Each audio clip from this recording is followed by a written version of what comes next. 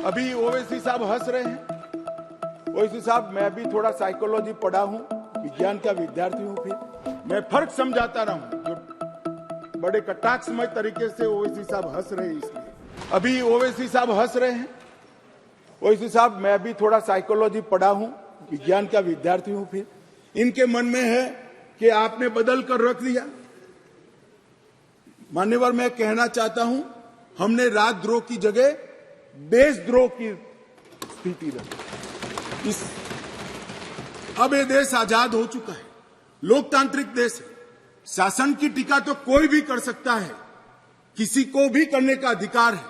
इसके लिए इस देश में अब किसी को जेल में नहीं जाना पड़ेगा, चाहे हमारा शासन। मैं फर्क समझाता रहा हूं। जो बड़े कटाक्षमय तरीके से ओवैसी साहब हंस रहे हैं, इसलिए मगर इस देश के खिलाफ कोई बोल नहीं सकता, इस देश के हितों को कोई नुकसान कर नहीं सकता।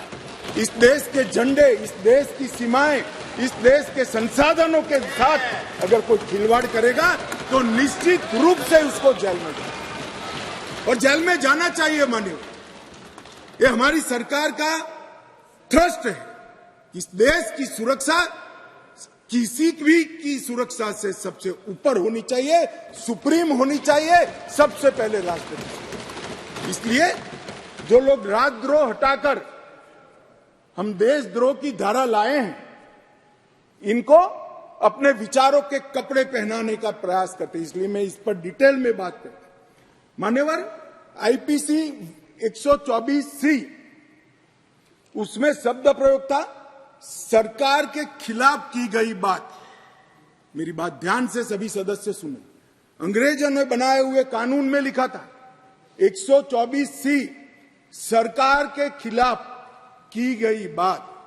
बीएनएस धारा 152 जो इसकी जगह आई है, भारत की संप्रभुता, एकता और अखंडता को तोड़ने वालों पर इस धारा का उपयोग है। वहां सरकार शब्द प्रयोग है, यहां देश है, भारत शब्द प्रयोग है। आईपीसी में आसन या प्रयोजन की बात नहीं की थी। किस उद्देश्य से आप बोलते हैं, किस उद्देश्य से करते हैं, इसकी बात ही नहीं की। करना ही काफी है।